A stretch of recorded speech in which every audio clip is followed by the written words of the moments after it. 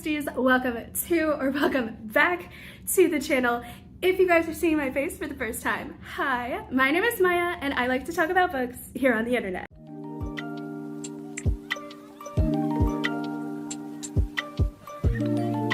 Today's video is going to start a month-long 2 video uploads a week thing.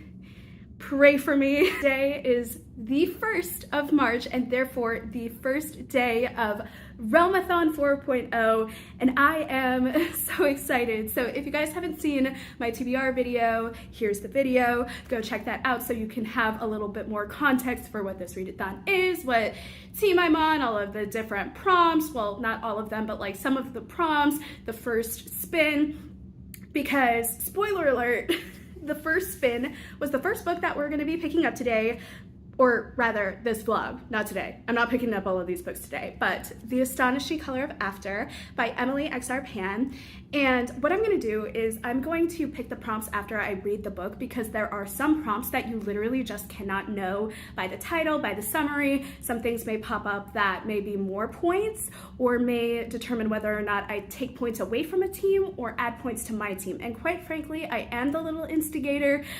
I am going to be looking for a lot of taking away other teams' points, but I will also sprinkle in a few, okay, give my team some points so that we can actually like be ahead when we knock them down a few points, right? So, okay, at least that's my thought process, which kind of goes hand in hand with the team I'm on. I am from the Raven family and I am here to help with the attempt at taking over Carrion City. So my thought process was I'm going to be vlogging weekly and I'm going to be posting those vlogs. I am also going to try and do multiple books throughout the reading vlog to just like keep me on the reading grind, keep me with the intent of having more reading time, because I think I mentioned it in the last video, in my TBR video, that I genuinely want to read more. Like at the end of the night, I have like a good hour for myself where I'm still awake, and so I either can choose to watch YouTube mindlessly or read, which is a little bit less mindless and does take a little bit more effort sometimes, which is why I always go to YouTube. But I do have enough brain cells to be able to read words off a page, well, hopefully, and I want to see if I can maybe change up my habits just a little bit and try and get some reading done. So this is our first book. If you guys have come from the TBR video, you guys already know. Insert thoughts and reactions, like initial very first reaction, and how terrified I looked. And now, ladies and gentlemen, it is time to spin the wheel generator and figure out what is my first read of March and Realmathon. I'm kind of scared. I'm gonna shut this off, figure it out, and then come back on and die. I have the wheel and I made it Antarctic themed.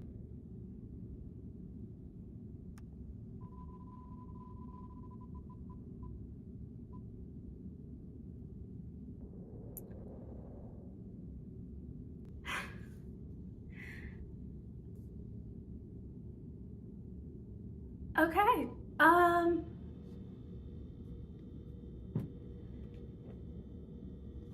ladies and gentlemen, it looks like we are reading The Astonishing Color of After by Emily X.R. Pan first, and I am not ready.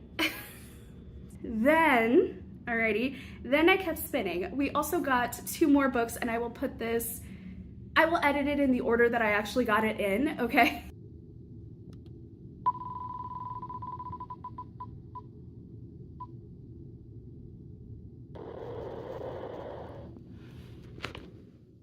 The next book that I have to show you guys is Silk by Caitlin R. Kiernan. I actually do believe this was the second roll, if I'm not mistaken.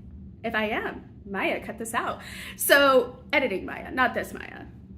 That would, I don't even know how I would physically be able to do that, but I'm actually very intrigued. I do really want to read this. the premise from the back of the book is so intriguing, and I'll read it to you guys when I actually start picking up this book. I'm gonna start on this one today because this was actually the first book that you guys saw me get from the Wheel Generator. So I want to start this today. Plus I'm also working, so I don't get a lot of downtime to read multiple books. Like, I have enough downtime to read, but I also am like doing editing, and I'm doing some uploading and SEO and thumbnail creating, so y'all don't care. Channeling my inner writing professor there. Yeah, that's what's happening.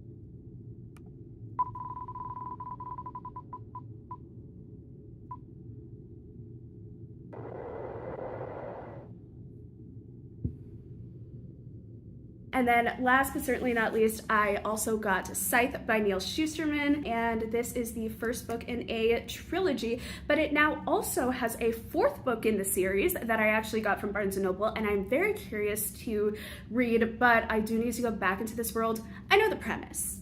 I know the basic premise, and I know basically what happens.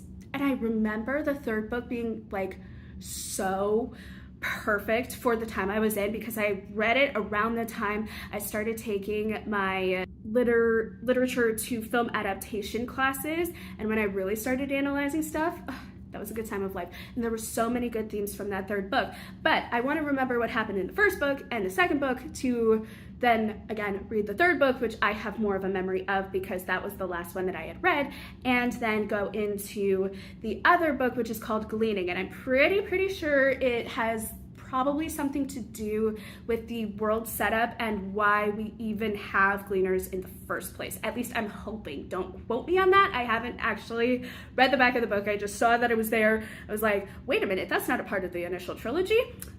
I'm getting it. So yes, but yeah, these are the books that I am hoping to read in this vlog. I hope I get through quite a fair bit of this stack. Honestly, this stack does not look impressive. I know that, but listen, I'm a slow reader. I have a full-time job. I am doing ministry all day Sunday, which is tomorrow, and when I'm not working, I am filming and editing. So this is gonna be a really interesting look into the life of someone who is part-time content creator, full-time Amazon employee, and I guess side hustle ministry. So that's gonna be fun. That's gonna be fun, that's gonna be awesome. Plus we actually have some social obligations this week. Who would have thought she can be social amidst her busy schedule? Not really. But yeah, so hopefully we'll get some reading in. I cannot wait, and we're gonna start though this vlog and this day and this readathon with The Astonishing Color of After by Emily X. Arpan, and I will let you guys know my thoughts when I actually start and have thoughts to share. Okay, see you guys in a bit.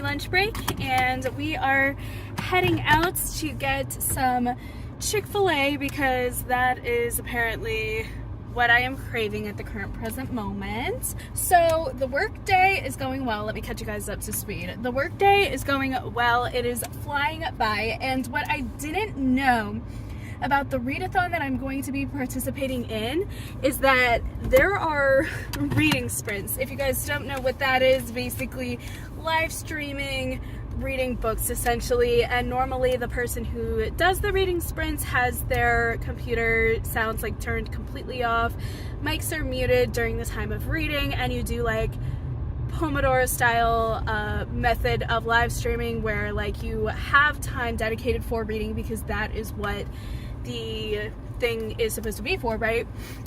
And then you have obviously times where you guys are all talking and chatting it up in the comments, and it was great. I got to participate in like the last hour of the live stream, and I was so happy, y'all. They made my work fly by. We're not telling Amazon that that is what I watched on downtime, but listen, when you have long stints of time where you're not doing anything and you are completing tasks with people talking in the background, like that is part of a company policy and it's fine. You guys are getting real live, like in the moment vlogging footage because we're not stopping. We're not going to be recreating anything. This is just, it is what it is. And I've started implementing them in vlogs now. I'm like, you know what? That's real life right there. Like, we don't have time to do double take shots. We don't have time to try and fix our sentences. We can only do the best with the footage that we got. Initially, in some cases, I do have some more polished content, obviously, but it's like, work with what you work with, you know? So I'm okay with that, to be honest. I was able to participate in the reading sprints. I was able to get 15 chapters into my book and have some questions answered and a lot more being brought up. And now we're on lunch break and we're gonna get some lunch and we're gonna eat and then we're gonna go back in and we're gonna do some work and hopefully do a little bit more reading as well. I'm gonna sign off now because the car mount isn't doing okay and I need to actually get the things done because we actually have things to do because life. All right.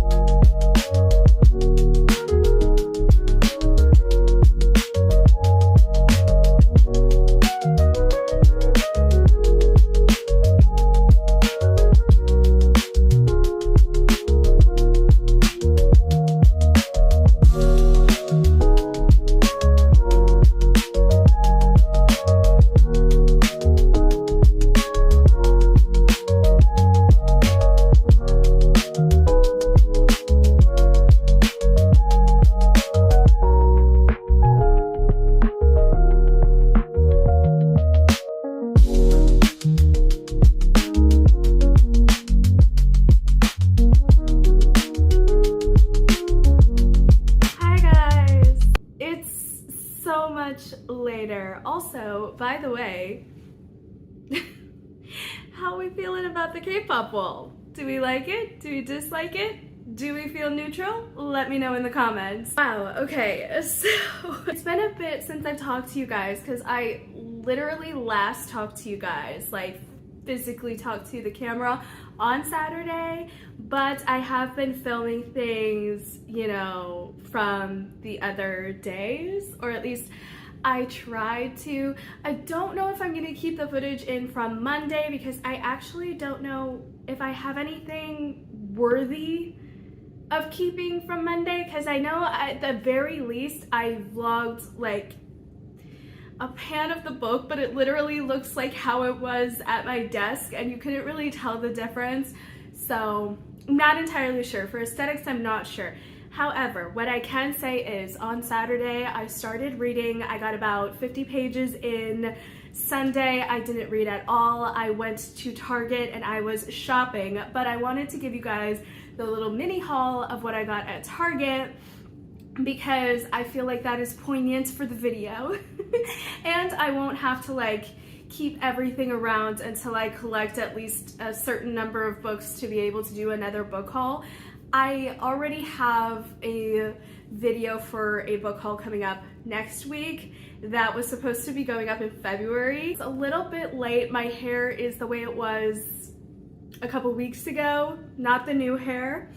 So yeah, that's gonna be the key indicator, but it's already been filmed, and like for continuity of like the actual video, I'm just gonna like do this separate. And also I'm not planning on getting any more books for a hot little minute. I just wanted to because I could, and I was really drawn to these books. And also I was out and about, I was shopping for my room. I got me a bookshelf, I got me a drawer set, which are already like around the room, so I'm not gonna like lift them up for the camera, but got me a towel, a singular green towel, and I think the colors go very well with the color scheme I am having in my bathroom. It was not like my dream color scheme, it was a color scheme that worked with what I got, because I'm not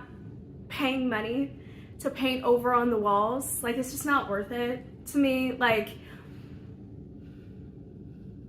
not in a bathroom. So I worked with the color scheme that I had on the walls, which is actually very similar to the color scheme that I have in my room.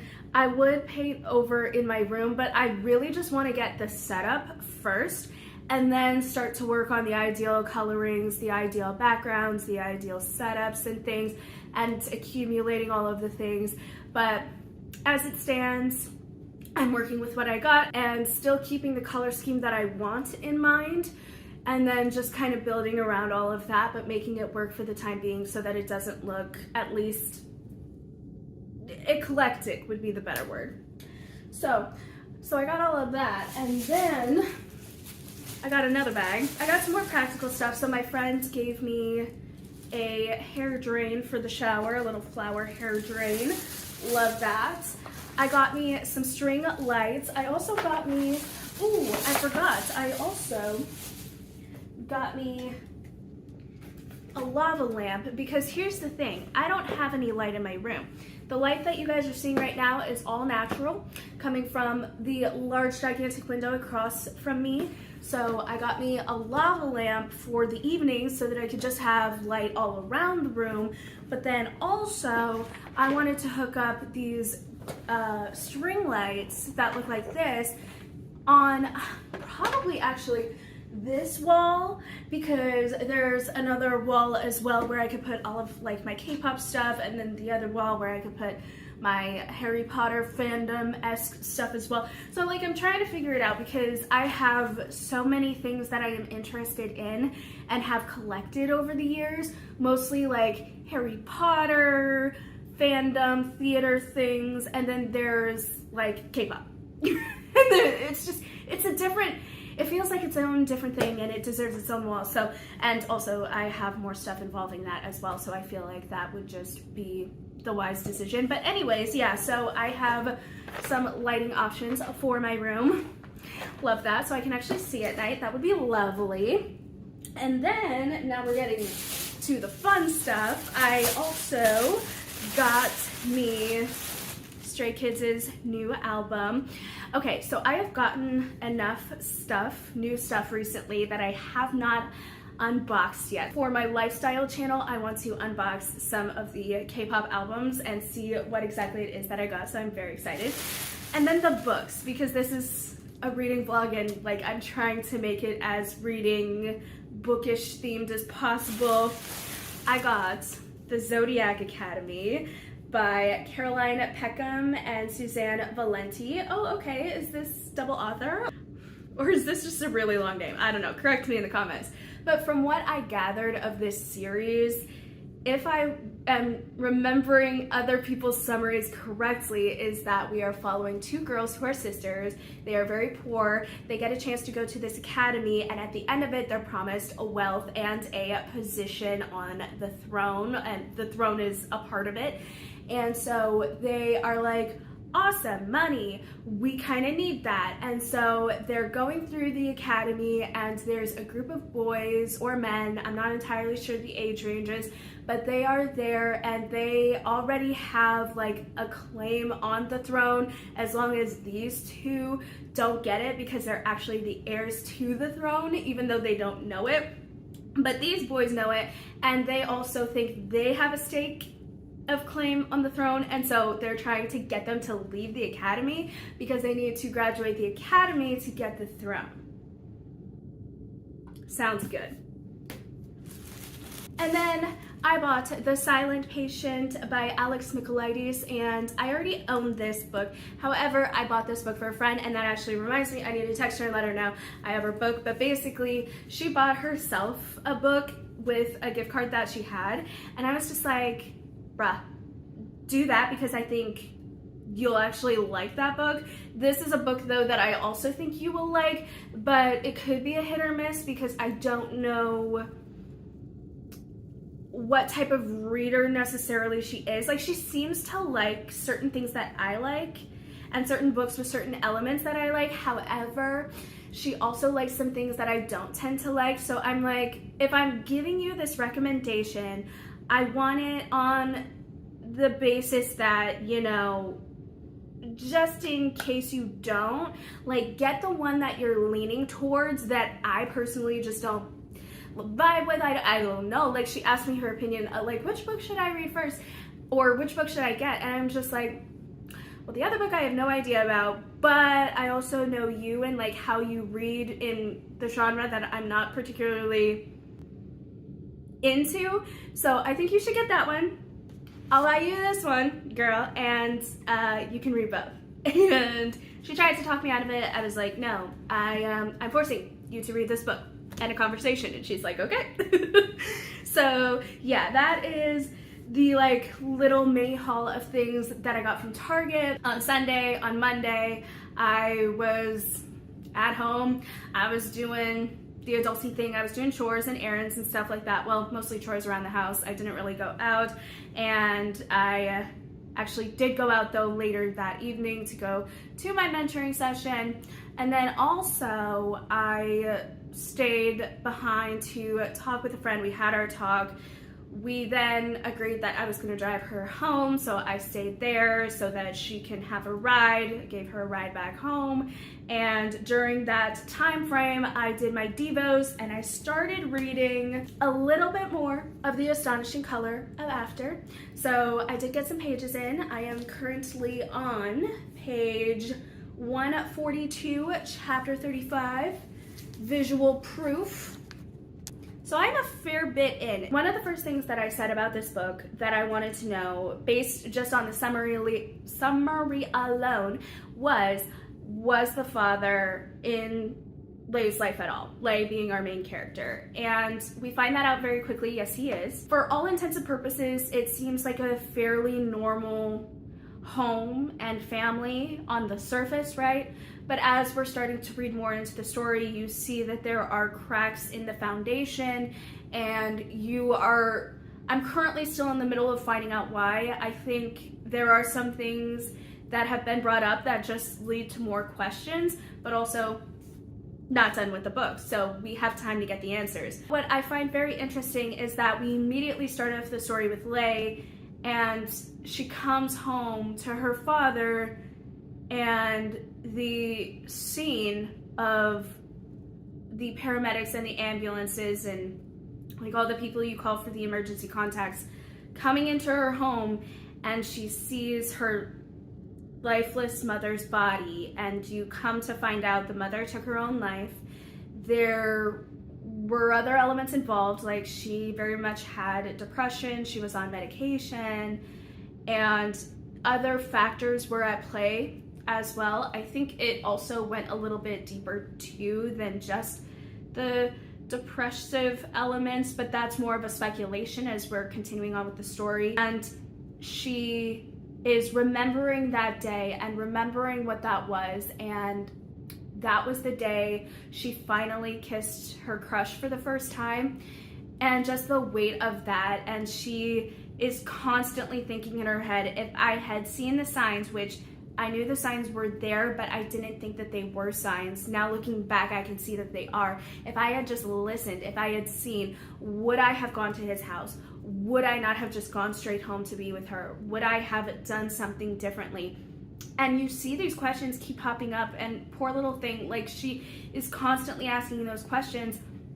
And then she kind of shifts her focus as well onto her father, who had changed towards the end when her mother was slowly starting to fade as well. Like, at first everything was fine. They were a happy family seemingly, but then a couple of years ago there was a shift. Like, the father started to take on a new job and get more notoriety. He started to have a kind of change of attitude. He was always away and always on business, and the mom was just severely depressed until he came back. And the only times that she would see her mother smile anymore with her dad was when they were coming back. There were moments where she saw some arguments and some disagreements, but for all she knew, like, everything was fine. She didn't know, and she's kind of just trying to find out what happened, where did it go wrong. And she starts to go back in time, and we go back in time with her, like,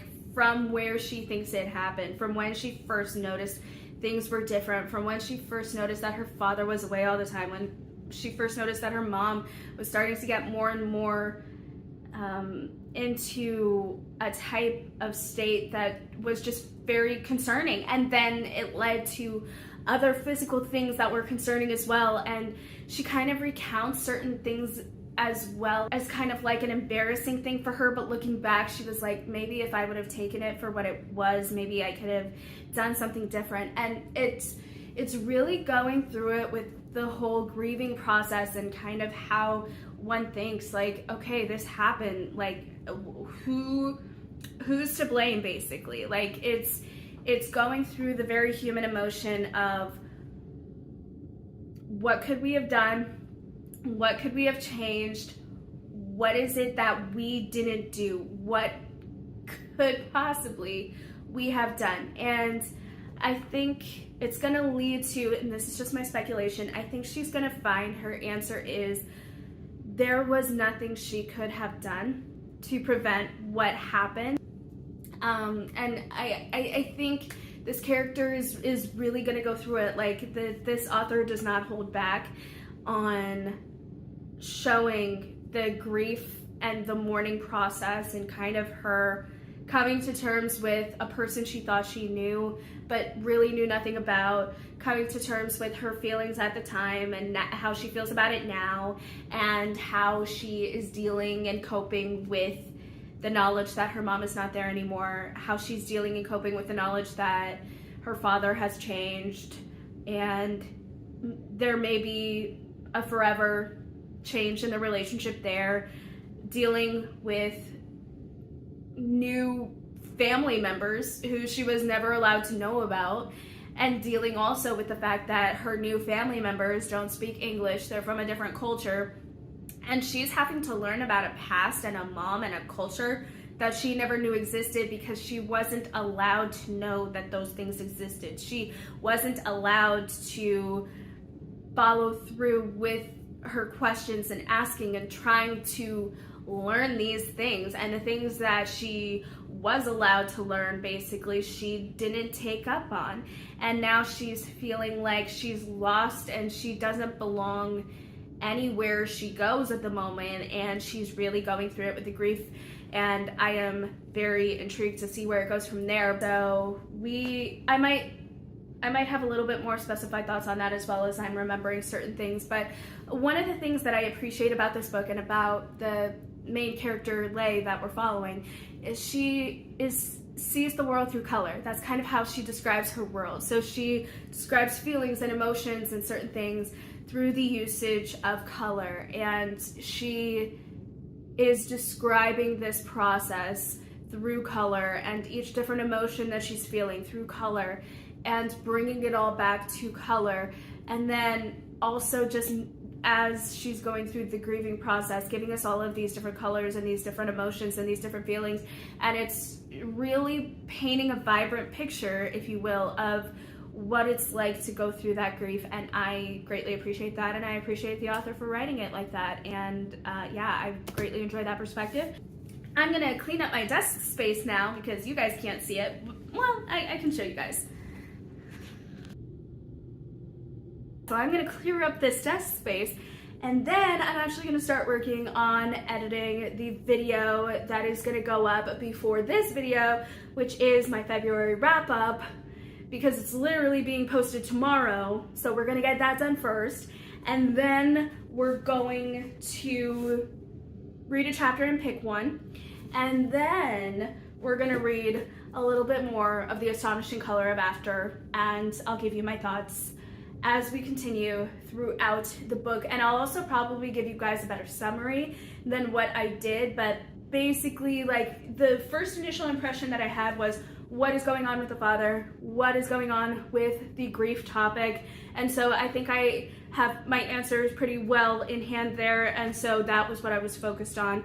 I can focus a little bit more on the summary a little later, but I actually do need to get things done pronto. So good catch up, good talk, and I will talk to you guys in the next little update. Okay, bye.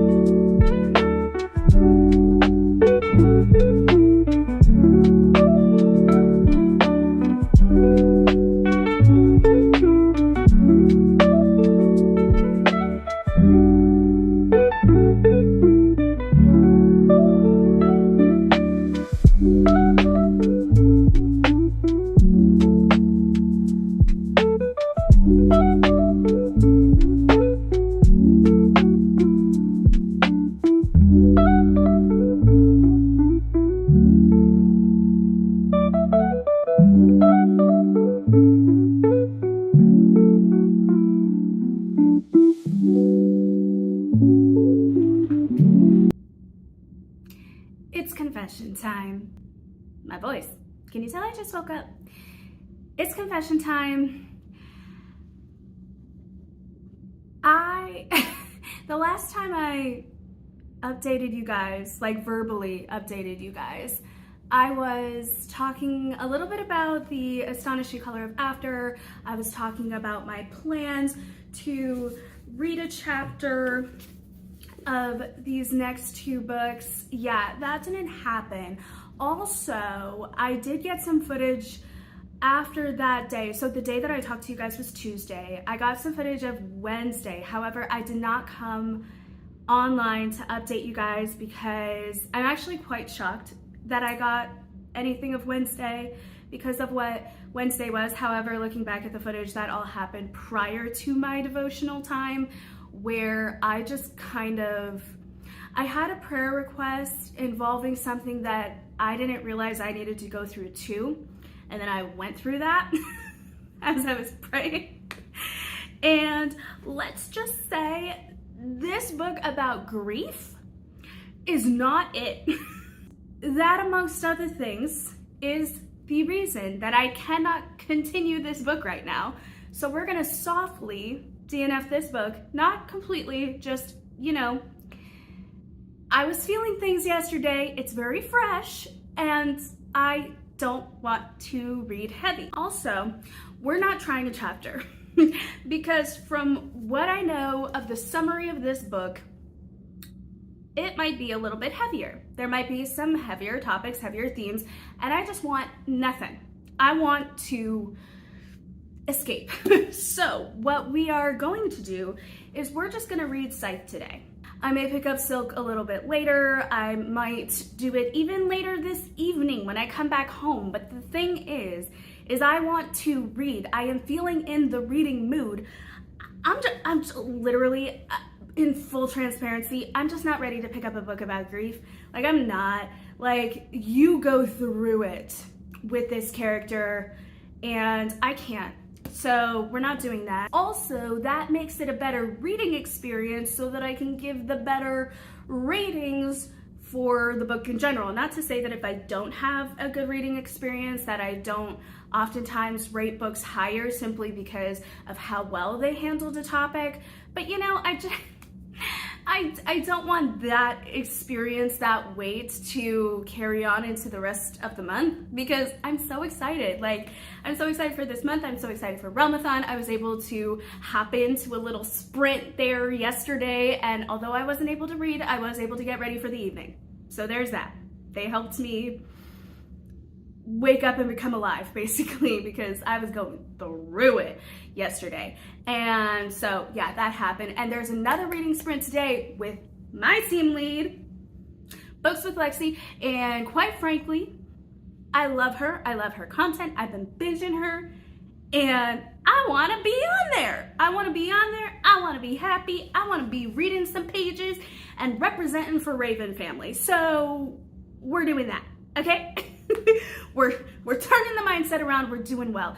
Also, don't tell my work anything because I am starting my work week.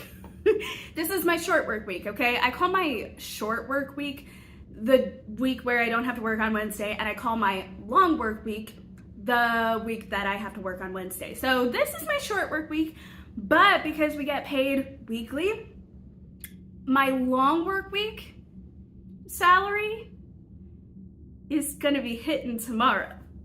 And I am so excited. So I get the big paycheck with the short week. I get Ramathon. I get my team leads. Like, I just barely hopped into, I think it was actually Leandra's readathon that I hopped into. I was so happy.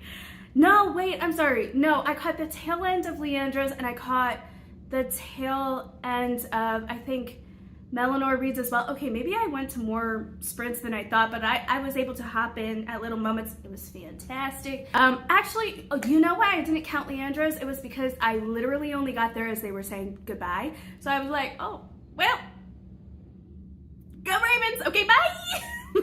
it was a time and a thing. But yeah, so anyways, we're picking up this book. We are softly DNFing this one. We're not even starting this one. We'll see what happens at the end of the week, but stay tuned. We could still pick it up. Who knows? I actually might pick up one, maybe Silk, later this evening. It depends. I need to start actually reading at night instead of just watching YouTube and playing my games. But it's a good stress decompressor. It really is, okay? And it's mindless. Not saying that reading isn't mindless, but like, in a certain capacity, I think it's more mind stirring than just watching something as noise and not even really paying attention. Am I right or am I wrong? Like, I mean, and then again, what is audiobook said in the background if it's not this? Also, I should probably start actually utilizing the audiobook method because I want to read more, but like I'm at work, or like I'm driving, or I'm editing or something like that, and I actually do need to get those things done. But instead of having YouTube podcasts on in the background, which is not bad, maybe I could have a book going on in the background and do more of that. Maybe it might even convince me to decompress more with a coloring book, because I do have like a kawaii, I think that's what it's called, coloring book. I have my reading journal that I am starting to fill out. Like, you guys saw me opening the journal, but what you guys didn't see is I was flipping through that. I did fill in some of the pages, so that was awesome. I do actually need to go. It's about that time to head out so that I can get to work on time and, you know, adults and pay bills and yay, all the fun stuff. Eek. I'll have this. I'll have the sprints. I'll be fine. See you guys for the next update, whenever that may be. It's raining. It's the last day of this vlog, and tomorrow we're gonna start another one. So, you guys will stay caught up in real time as I film, but like later when I upload. So, fun times. So it is Friday, it is payday, it is reading update time, so we're just having a fun start to the day. It's also raining, which I already showed you guys, but I don't know if the clip caught my voice or not. I was trying to be kind of quiet because I was going down the stairs of my apartment building and I didn't know who was awake at what time. Listen, I just have really weird hours, okay? I wake up like relatively normally, but then get back in like really late, and then I stay up till freaking 2 a.m. like I did last night. It's a thing. I had about 5 hours of sleep. I'm doing great. Convincing or concerning? You guys let me know in the comments. Everyone and their brother's just gonna be like, get help. I'm trying. Anyway, I do need to catch you guys up on yesterday because I actually did start and get a fair way through Scythe by Neal Shusterman, and that was really all thanks to the reading sprints that Books with Lexi hosted, because can I just say, reading sprints help me feel so productive and so chill at the same time. Like, it is such a chill, relaxed environment, but with a focus on reading that allows you to, like, just forget about everything and read because you have other people who are doing it with you. It's so weird because, like, I could be wanting to sit down and focus read for, like, an hour by myself, and I sometimes feel guilty before starting because I'm like, oh no, I could be doing this, I could be doing that, I could be blah, blah, blah, blah, blah, blah, blah. But it's like, no, sit down, read, it's fine. But there's something about being able to sit down and read with other people and in real time see them do things with you. And like reading sprints, you guys, there are so many of us that are like, we're taking this time to clean our house. We're taking this time to eat. I don't know why I'm laughing at that, but it's kind of just like, you know, we're so in our grind that we forget basic things sometimes. Like, it's okay to stop what you're doing, do some house chores, make sure your space is clean. It's okay to focus on cooking a meal, sitting down, having a binge sesh of TV, and then like reading or something. Like, none of these things are bad things. All of this is like stuff that helps you decompress from the day, and you do need to decompress. So let me go on a singular little tangent here. Also, I'm feeling like this seat is very straight for some reason.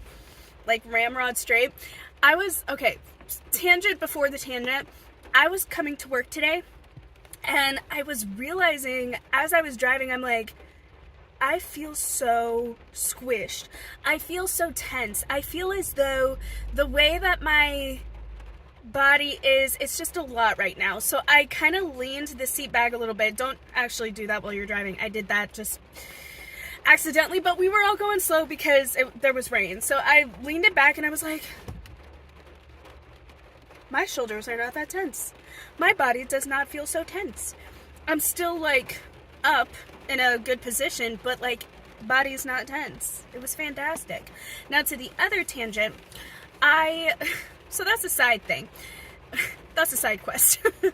The real main adventure here, or the real main tangent that I was going to go on is, you know, we do need to decompress. I think it is important to stress that decompressing is good for the soul to be able to continue and do life without burning out and stressing out, or as I like to call it, blowing up.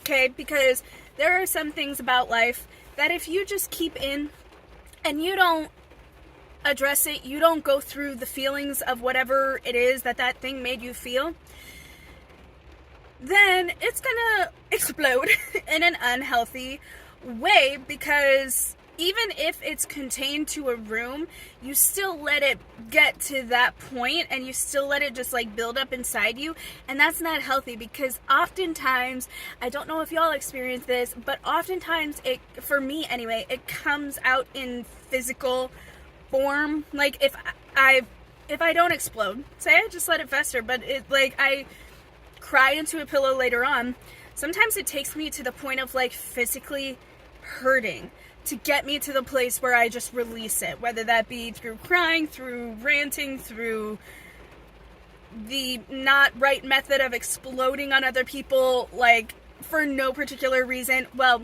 I mean, yes, there are reasons that built me up to that point, but it shouldn't come to that.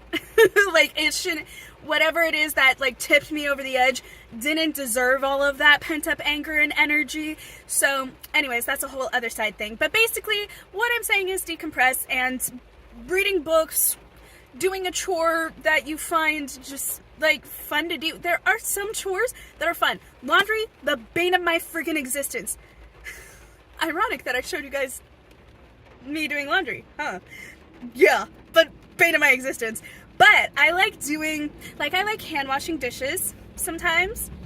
I gotta be in the mood for it, but I like hand washing dishes. Cleaning with other things in the background. Like, there's just a switch that turns on when it comes to cleaning certain things, where I just get in the zone and I'm actually having fun. I'm having YouTube on in the background and someone else is doing it with me.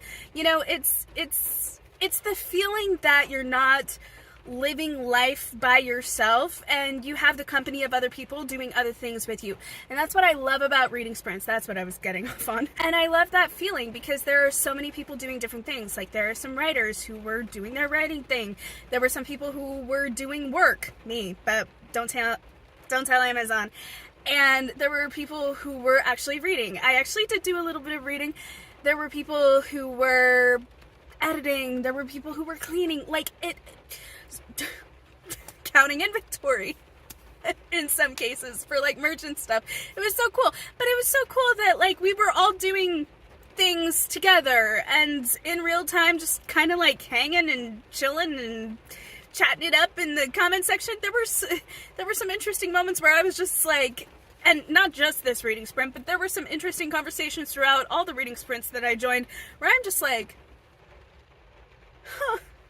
And it just made my day. There was this one random comment, I forget which live stream it was, I'm so sorry, where someone had a dream about a cat and themselves on a bus with one of the people who were on stream, and then also other people as well. And it was like, whoa. And we just started having a conversation about what does the cat mean? And then we found out the cat was orange, and we also found out it was kind of like medium-sized or whatever. And I theorized, and I literally put this in the chat. I was like, can I put out a theory? Maybe this cat is the conductor and the reason y'all are there. And we started going off on that. Like, we all started getting our theories. But it was like, it was so much fun to be able to do life like that. And it really made the workday go by quicker. And I really liked that, you know, I was able to have some time to really have fun with people while I was working. And it's been such a help this entire week, honestly. Well, I'm off on Monday, Tuesday, and Wednesday, but, you know, starting off Realmathon with sprints and then, you know, going in as many times as I can, it was really fun to kind of just, like, live life, be on my work grind, and feel like I had a little buddy with me.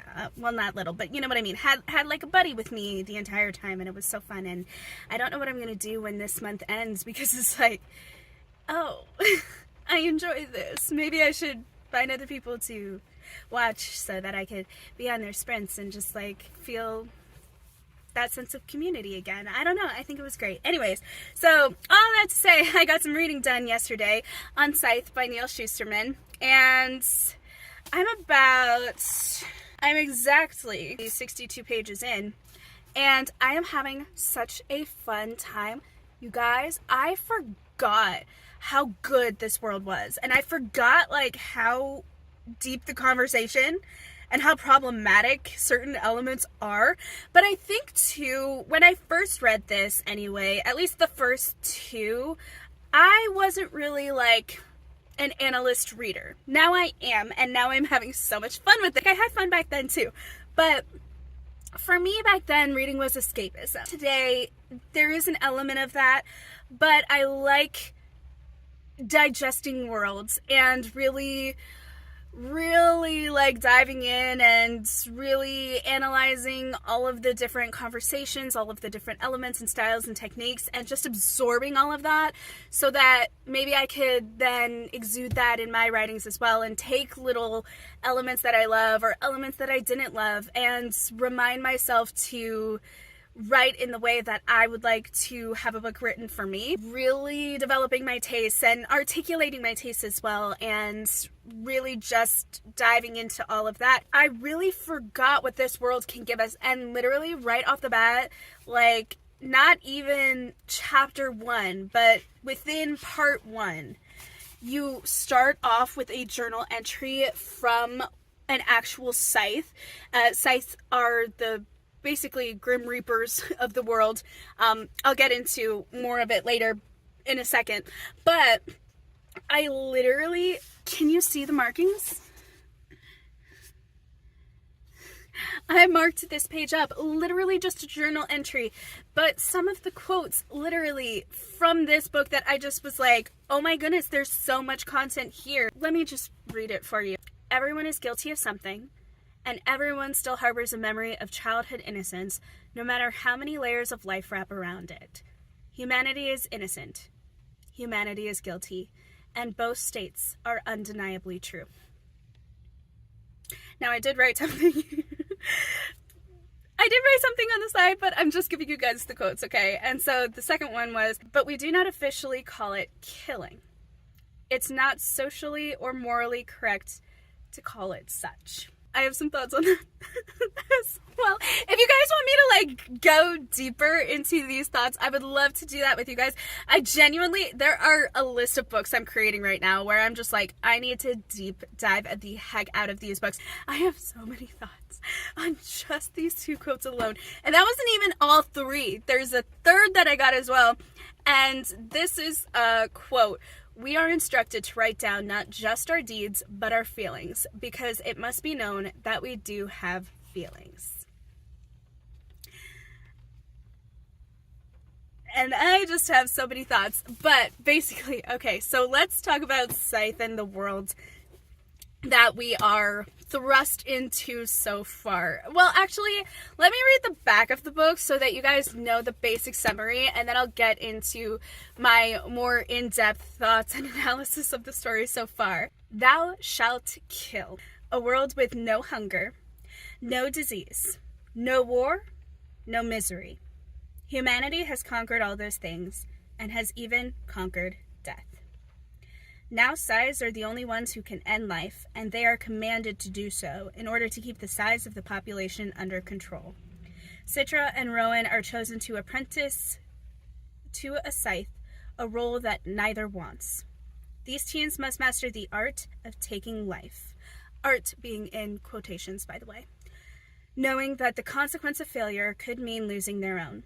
They learn living in a perfect world comes only with a heavy price.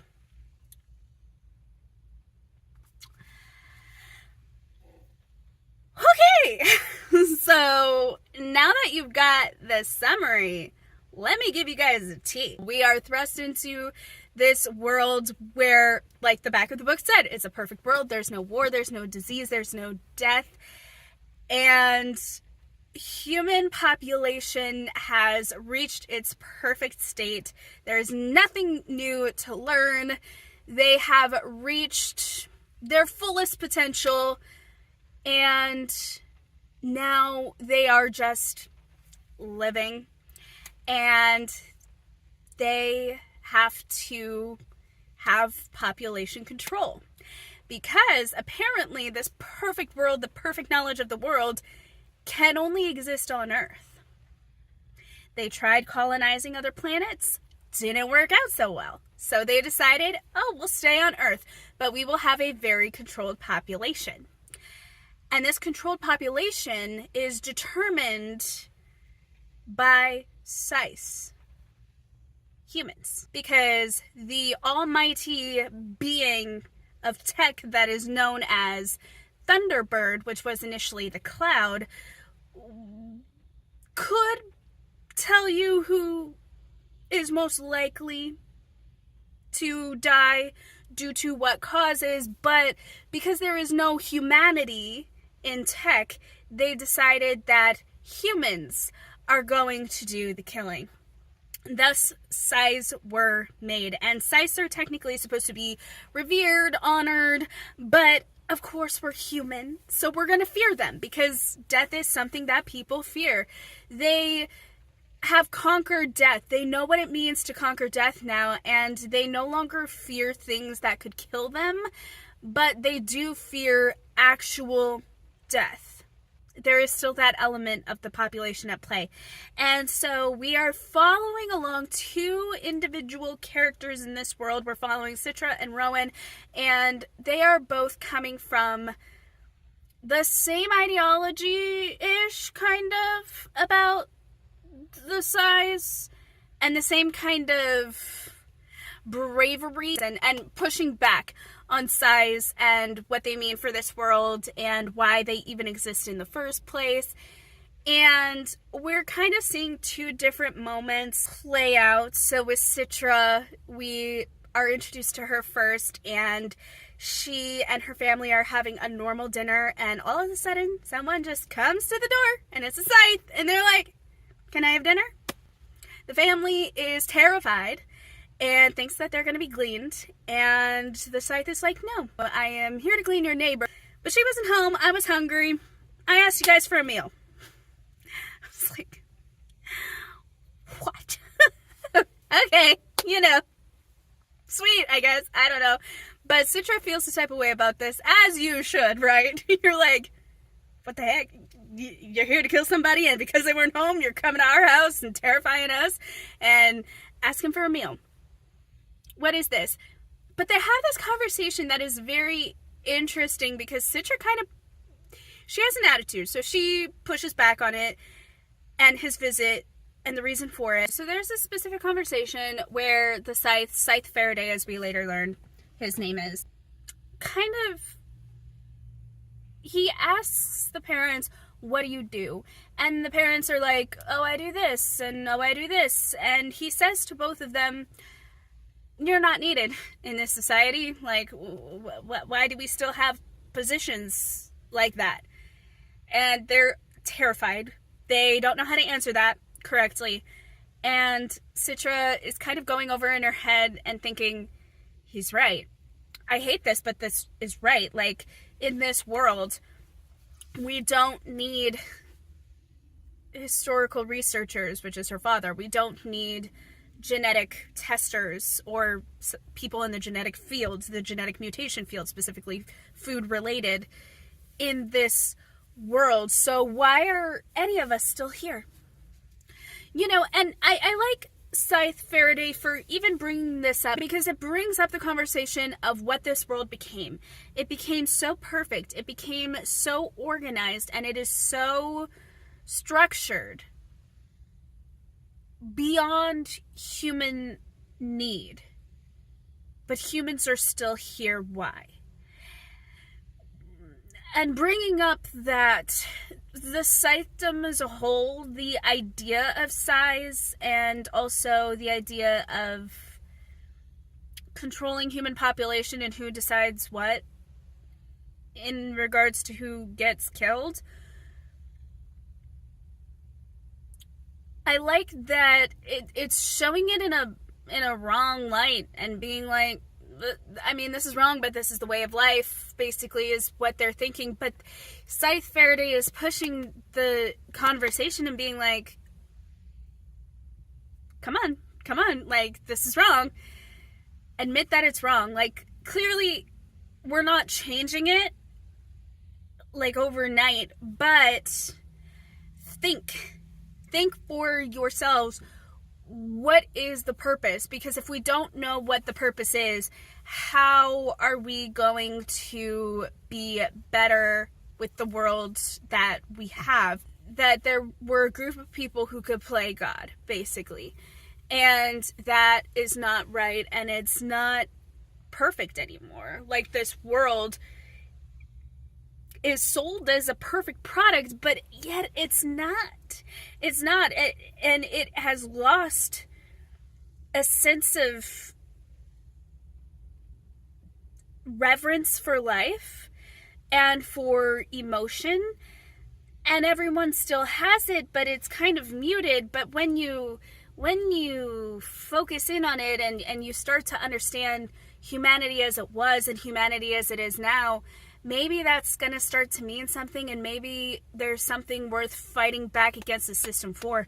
And while I don't think that is what Scythe Faraday was necessarily intending with this initial conversation with the parents, I do think he was seeing something in Citra that was like, she's gonna question. She's gonna not just sit with that information. She's gonna do something with it. And also same for, I believe, Rowan, because when he goes to a high school to glean a fellow student of Rowan's, separate days, by the way, he goes to this high school, he meets Rowan, and Rowan takes the Scythe to the principal's office, and he mostly is doing this because he's terrified. Like, he's thinking, hey, if you're on the good side of a Scythe, maybe he won't be here for me. He calls in one of the most popular kids and is like, I chose you, and no one else was going to stay, no one else was going to comfort him. And the kid was freaking out, and in this moment he went from popular, untouchable to vulnerable child, which is what he was. He was a teen. And listen, if any teens pass this video, we are still children. By law until we're 18, and then anyone who's in their mid-20s who can concur with me here, we're still kind of kids until we start to learn a little bit more. Like, I would even say even up till 22, 23, I was still a child trying to figure out the way of the adult world, and I'm still playing adult right now because I don't know what an adult actually is or how to embody one. I'm trying, but I'm playing pretend here, and hopefully we'll graduate to actually becoming one eventually at some point, maybe when I'm 60, I don't know. So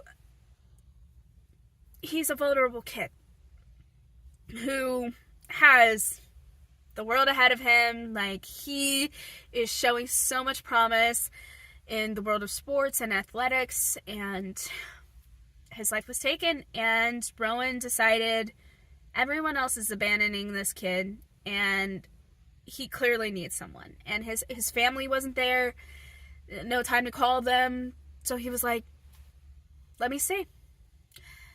And he held the boy's hands in his final moments, even though he knew that he was also going to feel the pain of the death, because it was going to be through shock, electric shock, but not like a electroshock like that, but it kind of. And so the boy is killed, and right in front of him, and he was there to witness it. He was the only one, and the Scythe warns him, listen, no one is going to thank you for what you did today except for me. And he was right. The entire student population turned on this kid, and it got so bad, and no one really cared. But it got so bad to the point where he lied and said, this Scythe is a relative, and, he asked me who he should glean next. And he became an outcast for that. And his best friend stopped hanging out with him. And even prior to that, his best friend stopped hanging out with him because he said guilt by association, even though he was there every time he splat. Splatting in this world is like, when you jump off a building or intentionally hurt yourself to the point where in our age it would kill us. It doesn't kill them. Their nanites are quick to heal, but sometimes it takes a while. He was always there for his friend's splattings and when he woke up in the hospital, but his friend wasn't there for him when he needed it the most. His family didn't care about him, and his mom always said, if that's what's best, like, she didn't care. Even trying to move school so that he wouldn't get beaten up by his fellow students. she was like, if that's what you think is best. Anyway, so these two kids who are clearly against the Scythe way and are very vocal about it, and who are different, and who stay for their family, for their friends, for whomever. They get chosen by Scythe Faraday, who had visited both of them on those two separate occasions. They get invited to a performance at this high-end place. Like, no one can afford this place, or, you know, you could barely afford this place if you're rich enough, and then just the status symbol alone. But they were invited, like, up to private boxes, which literally no one could afford except for Scythe. And they see each other, and they're just like, well, I don't know you, but let's talk. We're here. Let's not keep it being awkward. So they talk. They leave.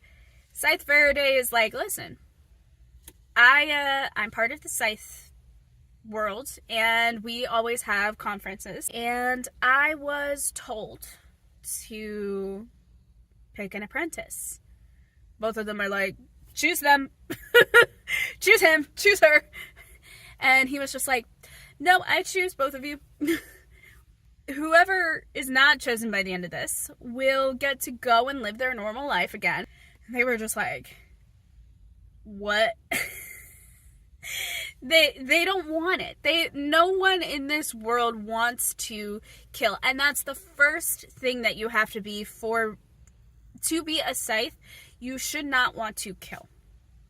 That should morally and ethically just be something you hate and that disgusts you. And that's actually a requirement. Unfortunately, if I remember correctly, there may be some who don't quite fit that mold, or who pretend to fit that mold and get through. But I forget actually if that is an accurate thing. That does happen. But anyways, they are now his apprentices, and they are learning quite quickly what it means to be a Scythe, and that is where we are currently at. But I have so many thoughts, and I have so many problems and issues with this world and like how it's set up, and I know that this is exactly what it's supposed to do. Like, it's supposed to show how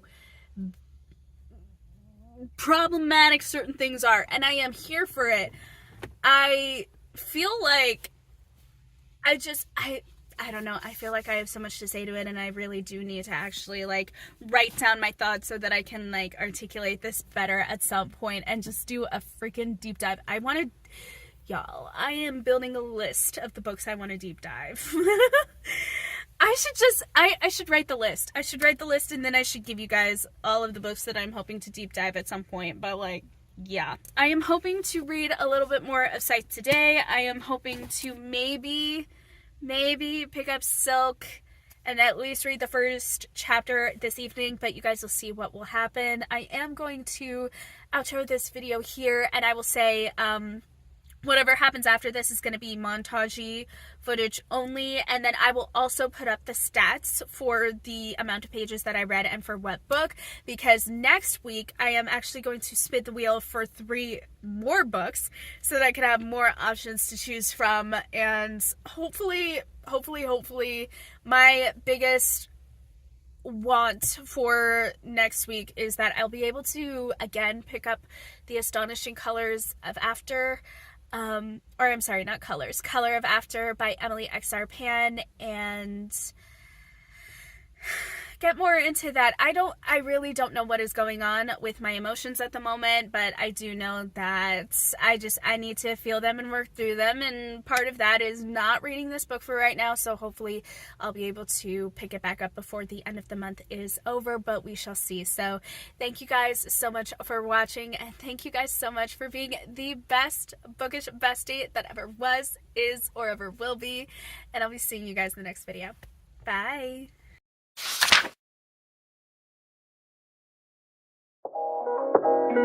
Thank you.